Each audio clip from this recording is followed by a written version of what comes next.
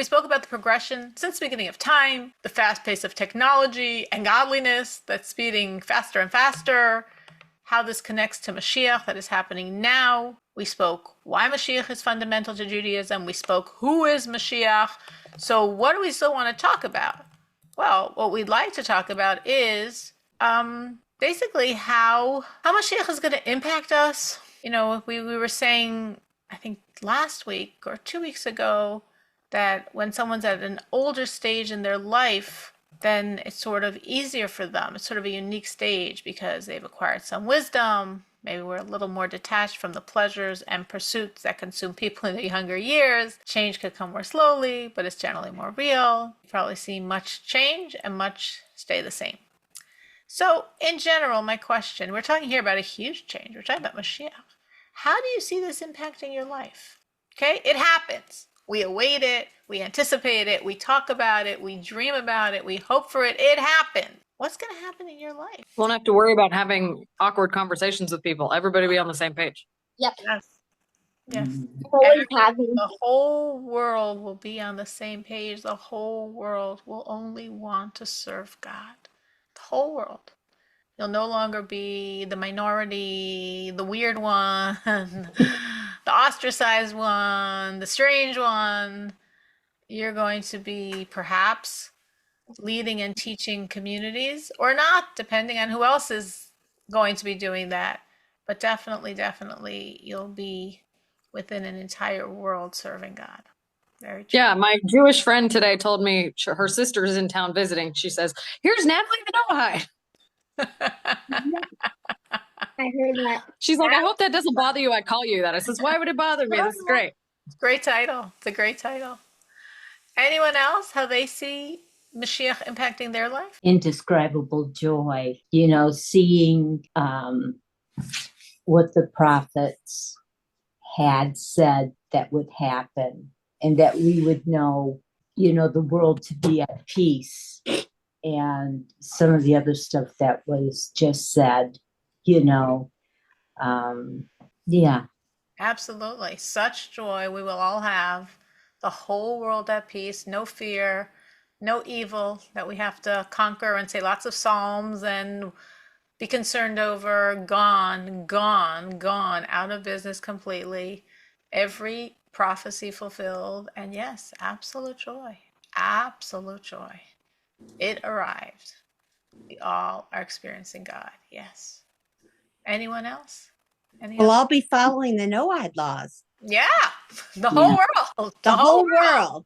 8 billion mankind. 8 billion mankind. That's what I'm saying. You all become the teachers, the preachers, the ones people can turn to. Like, how do you do this? Because, well, you know, you've done it. And the whole world's going to be wanting to do this. What do we know about Mashiach? We know a lot about Mashiach. What can you tell me about Mashiach? I can tell you, but why don't we start with what can you tell me? What do you know is going to happen by Mashiach? We said everyone, every human being, the whole world is going to be Noahides. There will be world peace. Absolutely. Anything else? Anything else anyone here knows or wants to, what they think of when they think of Mashiach, the knowledge you have about Mashiach, what it will be like? From the time I was a little kid and we were reading about the tabernacle and the temple and trying to picture it. And I've loved seeing like, recreations and drawings and pictures. I'd be pretty darn excited to see the real thing. I think that'd be pretty amazing. Yes. The temple we'll also have the tabernacle. The tabernacle was never destroyed. It's hidden. True. The temples were destroyed and the tabernacle will come out of its hiding and we will have the temple and every synagogue in the entire world, every kosher synagogue will be attached to it. It will be the most magnificent, huge structure, God's home. The whole world will be his home, but the temple, very strongly, yes. The ultimate home within a whole world, that's his home. Anyone else? What else do you know about the times of the redemption? Well, just to add to that, I was in Jerusalem in the, it has a lot of historical, I forget what it's called, like a museum type thing. HaMikdash, I forget how they call it in English. It's near the Western Wall. It's like it has like videos and a lot of artifacts about the temple. They have the artifacts and they have oh gosh, why can't I think of the words? Like a recreation, a small, recreation on the outside of it, and it's just so cool. I couldn't get up to the top to take a picture from the, to see it, but how they think maybe Jerusalem will look like back when the temple is put up. Yeah, I'm assuming the institution you're talking about is called in Hebrew Machon HaMikdash. I don't remember what they call it in English. Something like that. The Mikdash. Mikdash means the temple something. And yes, they have been building vessels for the temple, and yeah, it's an amazing place. It is an amazing place. So Well, I this think is like the museum, like a museum, because they have other things in there that you could spend all day, and the different like CE and BC, and the different things you can see. Yeah, there was some pottery and stuff like that. It would take you probably a couple of days to go except through you it. probably had 2 hours Yeah, maybe not even that, but to see like a copy of the of the temple. well, that and a copy of what um the scroll, and having what they found, but it's a copy of it in that The they Dead don't want Sea to, Scrolls. yeah, and they didn't want anybody to touch it in that. But to me it was so exciting, and we also went outside where the Dead Sea Scrolls were found, and that was part of the trip, and it was just so Special, special, mhm. special. Touching history, touching what was. So I think we know there's not going to be any hunger, there's not going to be any wars, there'll be peace and prosperity. As a number of you said, more deeply, everyone is going to want to learn and connect to God. There'll be the resurrection of the dead. All the Jews will be in Israel with a temple, Moshiach as the king, as the teacher, as a connector between us and God. We're going to see God revealed in his being and in everything. Everything in the whole world, we're going to see God in it. And there'll be complete service of God. Every human being will serve God and will want to serve God, will be striving to serve God perfectly. It is going to be such an amazing, exciting time. We all want it. And the question, of course, is when is it happening? So we say now.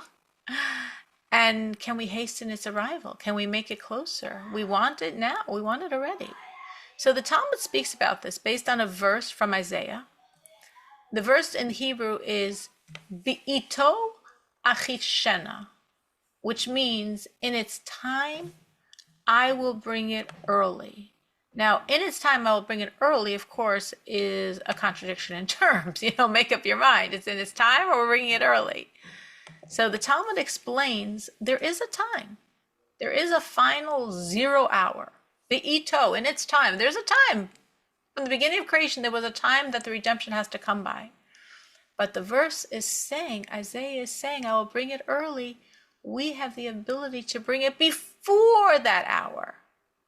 Now, we discussed this already when we went through, if you remember, the days of creation and how every day created a millennium of history. It was very fascinating. So we know that time has to be before the year 6000, because in the year 6000, we're already in the second stage. We are now in the year 5785, about 200 years away. 200 years away from when it has to already be in the second stage. So cosmically, it's like a blink away. So you could say, wow, if it's so soon, so to speak, what's 200 years when you're thinking of all of creation? What's the point? Why should we even try to bring it early when it's coming so soon anyway? So, of course, there's two ways of answering that. One is, you know what? Whenever it's destined to come, if we can bring it even a few minutes early, it's worth it. If it's supposed to come tonight at 10 o'clock, and through all of our work and efforts, we bring it at 9 p.m. And you're like, 1 hour? You worked so hard to get 1 more hour of Mashiach? When Mashiach comes, you're going to have Mashiach for eternity, But It's saving the world. It's saving 8 billion people of 60 minutes of suffering. Not just the people here, all the souls above, all Jews that ever lived. Everyone's waiting for Mashiach. God himself is in exile waiting for Mashiach to come. Mashiach is waiting to be revealed. So for whatever minutes we can bring it early, it's worth it. That's the first level answer. On a deeper level, the Mashiach that comes, when we bring Mashiach through our own efforts, is a completely different Mashiach. It's a completely different energy. So in other words, even going back to my, it's going to come at 10 tonight, but we push so hard and we bring it at 9. No, it's not just you saved an hour. It's a different Mashiach. Mashiach is all about God's revelation and our absorbing it. And the more it's coming from our efforts, the more we are the ones bringing it, the more we will be able to come closer to God in a completely different way.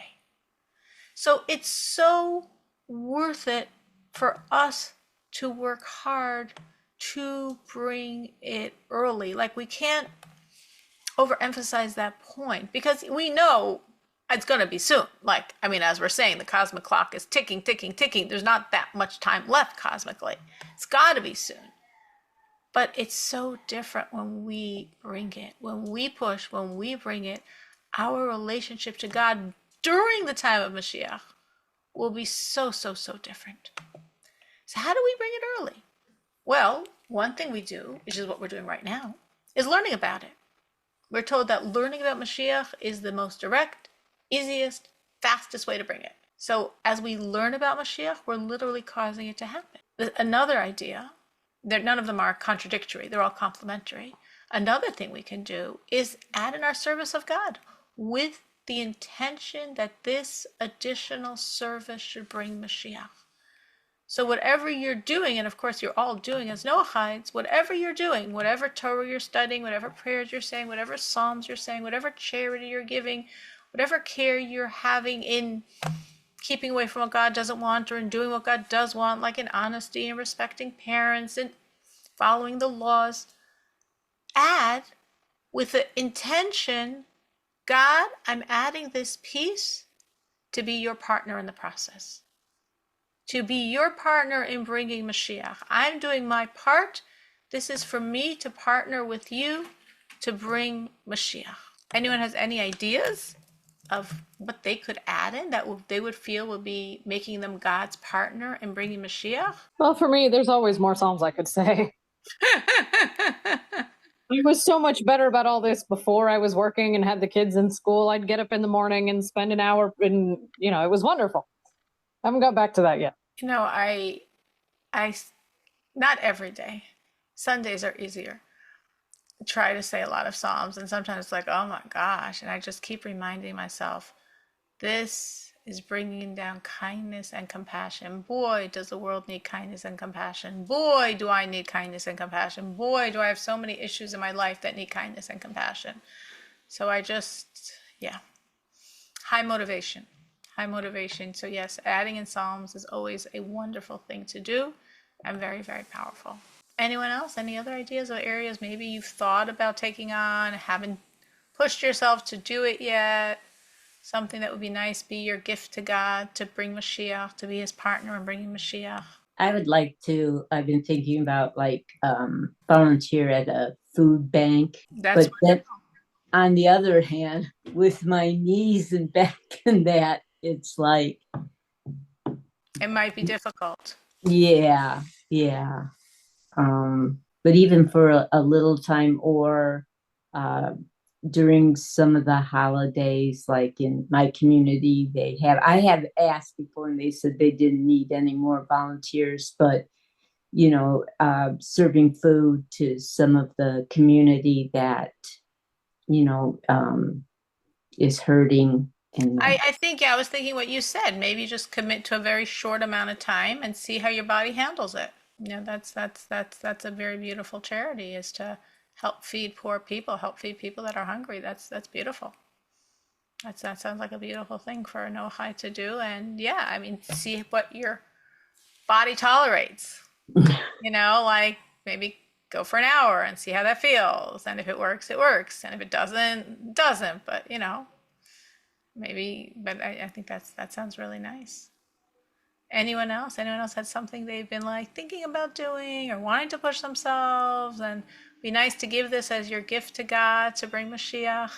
Not everyone has something like in the back of their head that they're toying with, but Bob and I are getting healthy. We're working on following a Mediterranean eating program and seeing our doctors and working out. And we just want to be physically fit and strong and take care of and honor the bodies that God gave us. That's beautiful. That is beautiful. God wants us to take care of our bodies. We're actually told it's a commandment of guarding our health.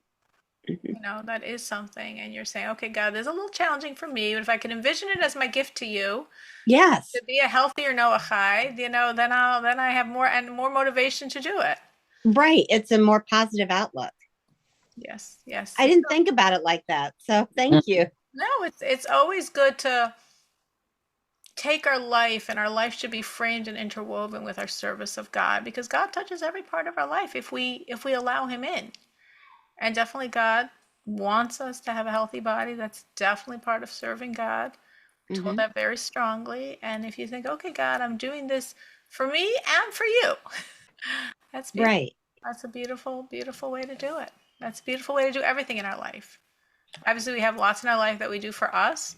And it's really beautiful to say, God, it's not just for me. It's not just for you. It's for us. It's for me and for you together. That's really beautiful. So there's learning about Mashiach, like we're doing right now. There's adding in our service of God with the specific intention of bringing Mashiach. And there's also, of course, accepting Mashiach to enable him to do his mission. When we accept Mashiach, we are enabling him to fulfill his potential. There is the existence of Mashiach, an existence that predates his revelation, that predates his rule. And there's the activities, what he's going to do. And by us accepting Mashiach, this allows his light to be revealed. So we have tremendous power in making it happen by our acceptance of it. It's a really huge, amazing power we have. We're like, who are we? We're so small. Well, we could think we're so small, but not so small. Not really so small. Really not small at all. Really, we're huge. We're really very, very huge. So does anyone have any questions to me on Moshiach? Because I have a number of questions people have asked me that I could share answers to. A lot of information on Moshiach. But before that, does anyone have any questions they have? I do. Will there be just one language when Mashiach comes, or will there still be many languages? That is such an interesting question, Linda. That is such an interesting question. So there'll be, I believe, there'll definitely be biblical Hebrew is the holy tongue. It's the tongue with which God created the world. So it seems that the Jews for sure will be speaking biblical Hebrew, and I assume it'll be something everybody will know. But I would assume we would maintain all the other languages as well. This is my assumption, because why should we stop another means of serving God? Meaning, if a person can serve God in Italian and serve God in German and serve God in English and serve God in Spanish, those are enhancing different ways, taking language and using it as part of a service of God. So everyone's going to be serving God. So I would, as I understand the overarching view of things, I would think we would want to maintain the language and serve God in all the languages. Like we'd want to, every country would want to maintain its culture. Every culture would have a different way of serving God. Same service, same Noahide laws, same absolute desire of mankind to serve God. But each culture is going to do it a little different, and that's beautiful. That's May I answer a question? I have a question. Sure. Because it says somewhere, and I can't remember exactly where, that all the world will speak in the holy tongue. Yes. And that's what I said. I do believe we will all speak biblical Hebrew, but at the same time, I can see that we would maintain the languages for the nations of the world. They'd be maintaining languages as well. But you're 100% right. I said we'll all speak Safa Brura with a clear tongue, likro kulam, everyone will call out to serve God together. So definitely, I do believe that universal language, if we want to make it akin to English today, will be not modern day Hebrew, but classical, biblical Hebrew, the holy tongue, the language with which God created the world. As you say, culturally, is thinking about secular holidays like Thanksgiving, Independence Day, right? Most countries have similar holidays like that. I would imagine things like religious holidays like Christmas and Easter and Oh, Diwali, gone. right? All those are No gone. false religions, no false man-made, no, none of that. And I'm guessing that a lot of the Catholic like feast days, Gone. particularly Gone. St. Patrick's Day, Gone. right? Gone. All that has to do with, in other words, Christianity is idolatry. Right. It's idolatry. There'll be nothing idolatrous. The let's say the Islamic religion, which is actually not idolatry, but it's forbidden as a man-made religion. In the Noahide laws, it says very clearly, man cannot make his own religion. So Islam is not idolatrous. It's a lot better off than Christianity, but it's a man-made religion, which is also forbidden. So nothing, no fake, false, man-made, not the idolatrous stuff and not even the not idolatrous stuff. So anything that has to do with that, gone. Completely doesn't exist. Nobody's going to have some pretty trees and decorations that they think they're going to, no, garbage, gone, finished.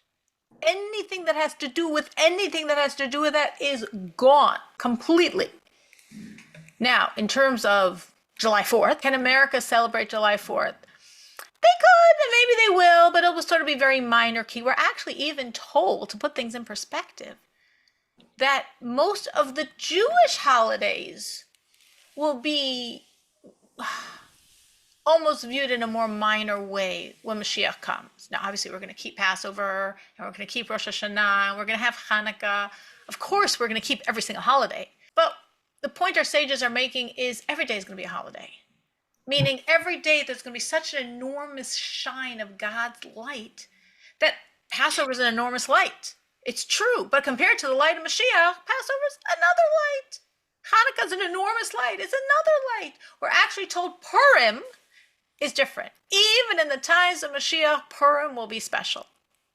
And the 9th of Av, which of course now is the ultimate fast day commemorating the destruction, that will be like the biggest holiday. But even the Jewish spiritual religious holidays that we will completely keep won't be as significant, though we will keep them completely. It's a nuanced idea. I'm trying to say it clearly. But it won't be as significant because every day is going to be a holiday. Every day that we're going to experience God's enormous light. So if you know that's the truth about Passover, where do you think July 4th is going to fall out? Not saying they won't be marked, but very, very minor on the totem pole. And any of the connected to any man-made religion does not exist at all. Anyone have any other questions? I have lots of questions that people have asked me that I could answer, but I'd rather start with your questions before I bring in questions other people have. Well, you'll probably say, oh yeah, that's a good question. I wondered about that too. I got one. Will the Noahides be able to celebrate some of the festivals and that with the Jews? Like, would I understand? One rabbi had said like Sukkot would be one that the Gentiles would be able to, celebrate. So I'm not it's sure. Actually interesting because of all the holidays, Sukkot is the one that we actually say most directly benefits the Noahides, most directly benefits the world. I'm sure that's why he told you Sukkot. It wasn't random. It was very precise. Really? Yes. We never do that one. It's the hardest one. Every day. No, it doesn't mean you have to spell in a booth or wave a lulav and an esrog. It doesn't mean that. What it means is that in biblical times, of course, again by Moshiach, every day of Sukkot, the Jews offered a certain number of bullocks in descending order. I think the first number was 14, but I could be wrong. Well, let's pretend it was 14. It was 14, then 13, then 12, then 11, then 10, then 9. The total sum of all the days of the Sukkot holiday, of all those bullocks, was 70. And we're told they were for the 70 nations of the world to protect them. And our sages say if the nations knew how they benefited from those sacrifices, they would have sent legions of armies around the temple to protect it, because they got so much benefit from those offerings that were offered during the Sukkot holiday. And this connects, I mean, there's lots of deep reasons why this connects to what we say in the Hallel every day of Sukkot, that Halus Hashem kol goyim, shabchuhu kol umim, all the nations will praise God, hikavar leinu chasto, because his kindness is so great to us, to the Jewish people. And again, so why are the nations praising God? Because God's so good to the Jews. So there's many different ways to understand that, because from his goodness to the Jews, it spills over and also helps all the nations of the world, because the nations then have the eyes to see and appreciate this kindness of God, because any of the haters have been turned around and will just be people that want to help the Jewish people, and they will truly be praising God for his help of the Jews. Many different interpretations, but yes, the Sukkot holiday does have a very strong connection, more than any other holiday really, where we see this direct connection to helping the Noahides, to helping the non-Jewish world. In terms of otherwise, will there be the Noahides keeping, I don't know specifically the holidays. It definitely says that Noahides can offer sacrifices. A non-Jew is allowed to bring a voluntary sacrifice to God, so that they could come to the temple and bring sacrifices, just as a Jew could come to bring a voluntary sacrifice. It definitely says in the prophets that the whole world is going to be streaming to Jerusalem to learn and connect to God, which means you could be living in Chicago, America, China, but you will want to visit frequently Jerusalem and Israel, because you'll want that connection to God, and you will be allowed to do so. So it is a time when the entire world is going to be immersed in studying God and connecting to God and getting closer and closer and closer to God. Anyone else? Any other questions? Will there be a Day of Atonement, Yom Kippur, since we're all, living a perfect life? Will there be a reason for that? That's an excellent question. Excellent question. And it's discussed. There will be Yom Kippur. Question is, will we be fasting Yom Kippur? Because again, there won't be like atonement in terms of will we done things wrong, but Yom Kippur is also just a time of getting closer and closer to God. So it's not clear. Some say that we will fast, some say we won't fast. There will be the concept of Yom Kippur, yes. The other four, there are 5 other fast days that Jews have. Obviously, Yom Kippur, though a Noahide doesn't have to fast, but is a significant day for a Noahide, as we've discussed many times. Rosh Hashanah and Yom Kippur, the whole world is judged, I'm judged, and you're judged, and we all have to, in however way we are going to, mark, honor, celebrate, turn to God on Rosh Hashanah and Yom Kippur. There are 5 other fast days that the Jews have, 4 in connection with the destruction of the temple and 1 in connection with Purim. Those days clearly will not be fast days. They will be, as the prophet says, feast days. They will be holidays. And that's what I was mentioning before, that even though Passover maybe, of course it's a great day, and of course we're going to keep it, of course it's going to be wonderful, but every day is going to be wonderful. But those 4 fast days that were all part of the destruction, they are going to be shining lights of the construction. So in the times of redemption, when every day is a holiday, when Passover is a great day, but hey, every day is a holiday, but those 4 fast days, and especially the 9th of Av, the most significant and extreme one, those will be very, very special days. Very special days. And I do believe, going back to the question Linda asked before, that those will be days the whole world will celebrate. Because those will be holidays of redemption. And the whole world is celebrating that we have redemption. That would be my understanding. Anyone else?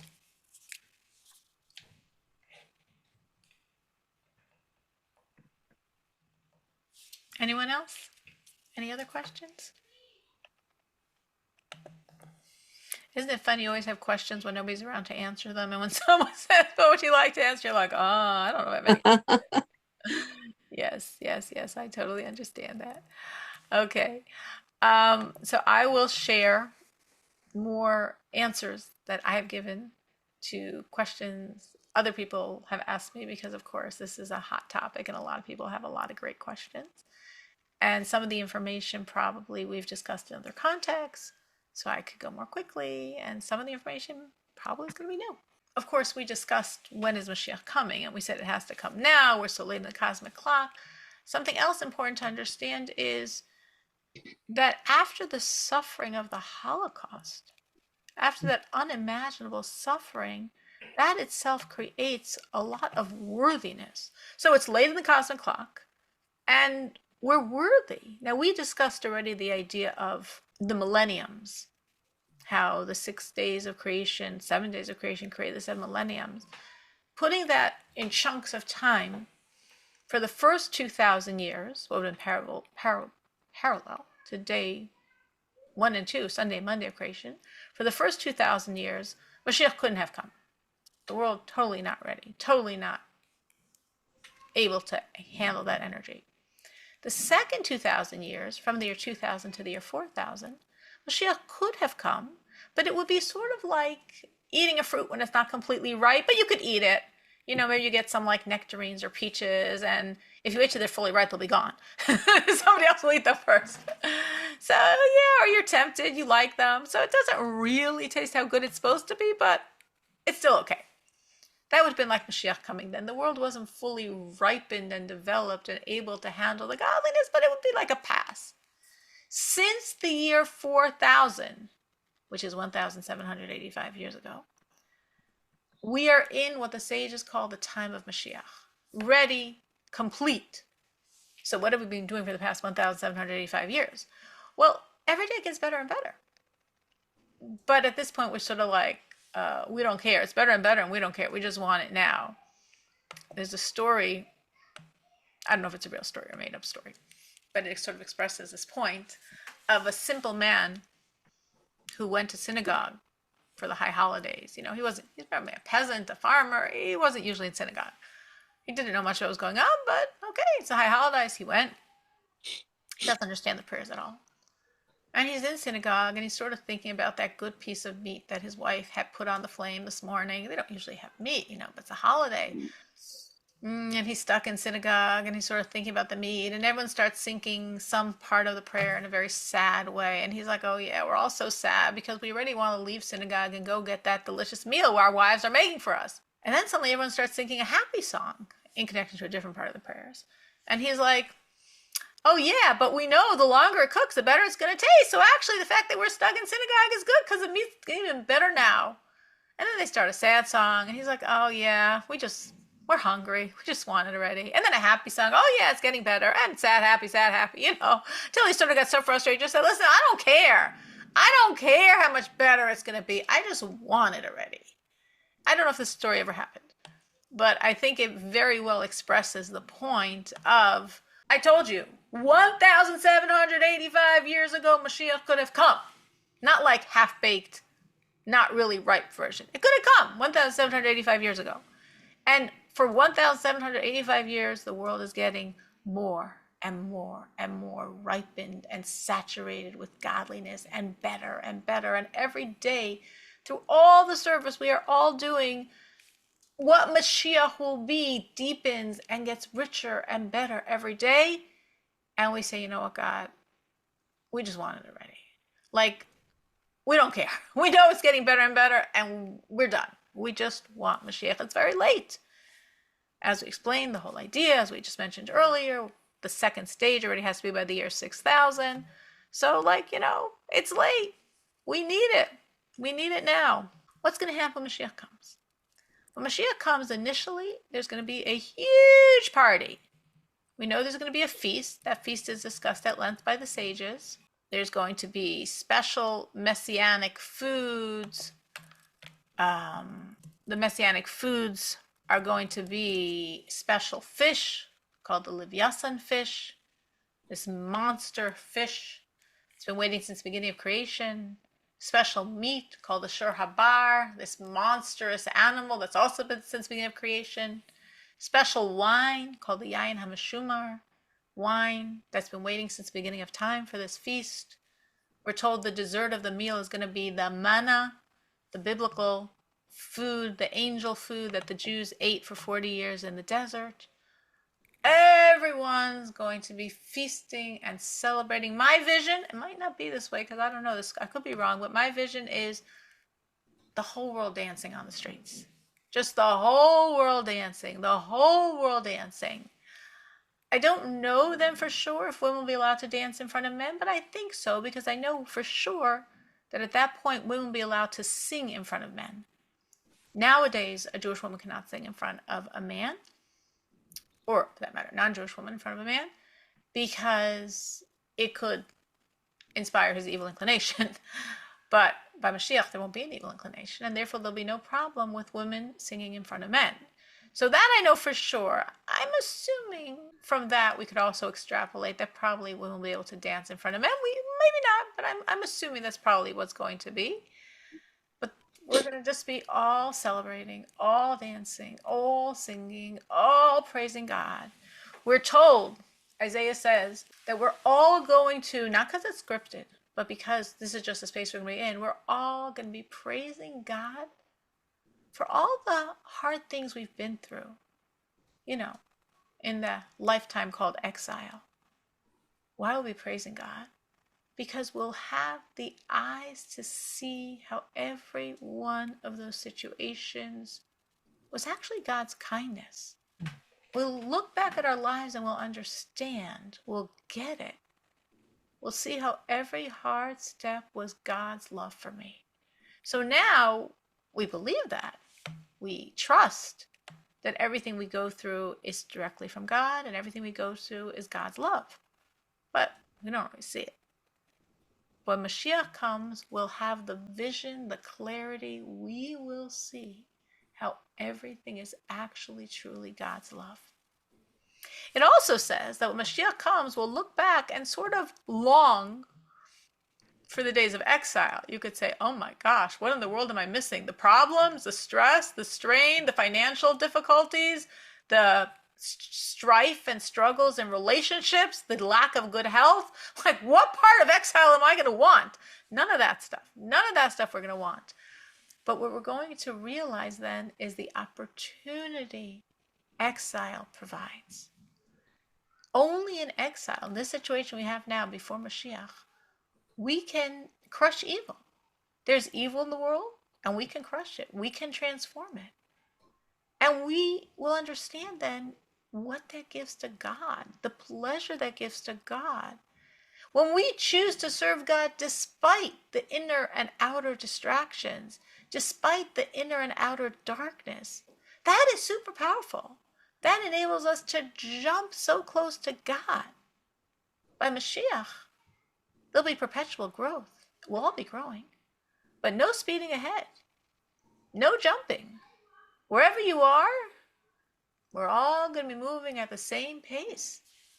It will feel great. If we look at other people and they're ahead of us, we'll have, if we will, a positive jealousy, meaning we'll be like, wow, it's so cool how she prays to God. I want to pray like that. It's so cool how kind she is. I want to be kind like that. It's so cool how she understands God. I want to understand God like that. So that will be a catalyst for us to get closer, for us to do more. But jumping, impossible. Racing ahead, impossible. Crushing evil, no evil to crush.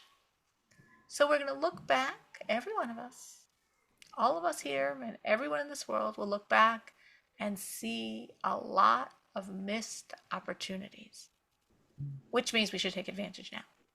In no way will we want to go back, even with all those opportunities. No going back.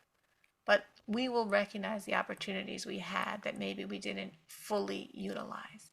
Sort of like nowadays, planes travel by going against gravity. In outer space, there's no gravity. It's just traveling on your own momentum.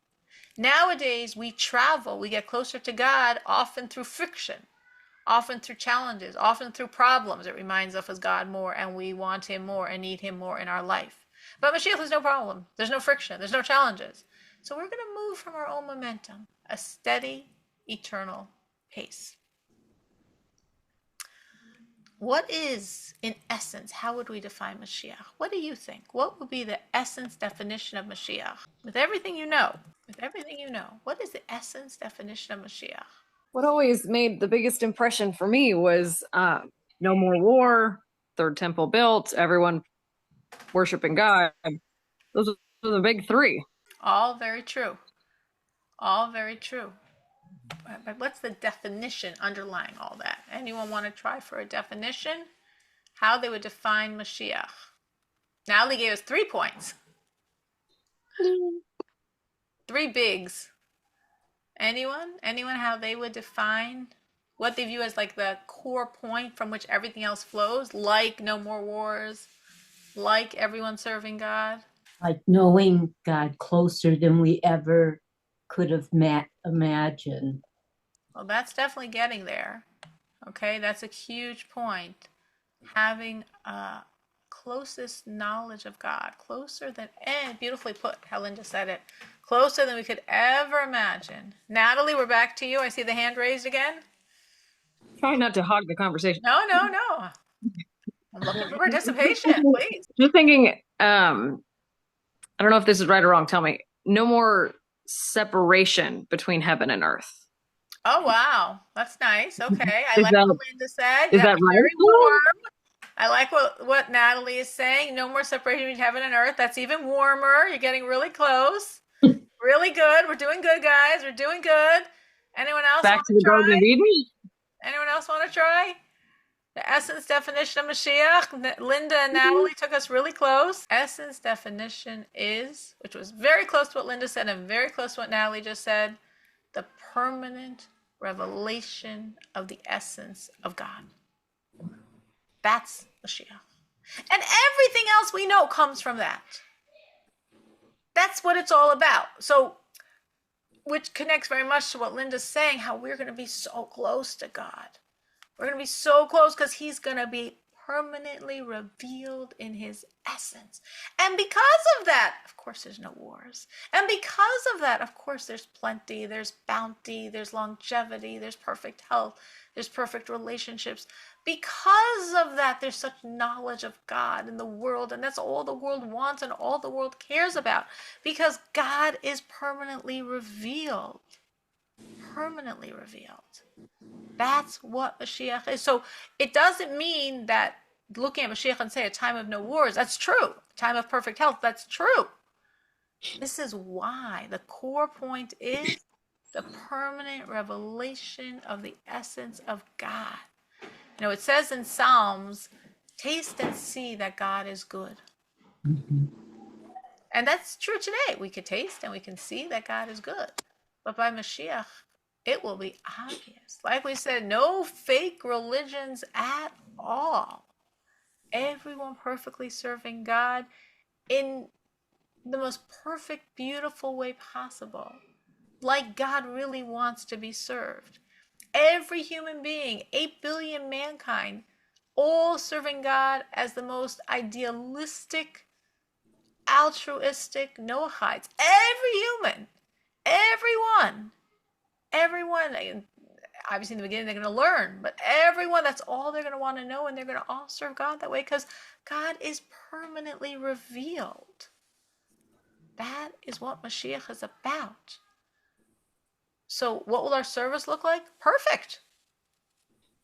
Actually, we're told that as Mashiach progresses, it will actually become perfect and voluntary, because we're going to be so close to God, like Linda said, closer than we can envision, that there'll no longer be the concept of a command. You can't command yourself to do something. We're going to be that close, which we're going to still keep doing everything. We're going to do everything because that's what we're going to want to do. Every commandment is another opportunity to fuse and give pleasure to God. And that's all we will want. That is what we will want. Will there be like marriages and having babies and Yes. that kind of thing? I had never Continue. been married or had children and that, and because my learning period, it was a mess, but I've always wondered that then I'd have the opportunity to. Yes, marriages will continue, having children will continue, Cool. all of that. I know life will continue. Life will continue. And that's actually what I was going to discuss, but maybe it's too late, so I guess we'll maybe continue this next week. Life will continue. We will have cars, we will have cell phones, There will be airplanes. You're living in China, you can take a plane and fly to Jerusalem. Yes, there will be airplanes. All life will continue, a godly life, but a good life, but a life without, we, unfortunately, many of us, I don't want to say all of us here, but many of us almost like define ourselves by our problems, define ourselves by lack. That's our world. And by Mashiach, none of that will be around. So I want to be like, well, let me get to know myself. Because I'm not all this stuff, because all this stuff went out the window. All this stuff was the darkness of exile, and that's gone. So what's left? What's left is my light. Let me find out about my light. Let me find out about my beauty. Because that's what's going to happen. Every single person, every human is going to be shining. Every human is going to be so beautiful. Because the darkness is gone, and all that's left is the beauty. So we will stop at this point.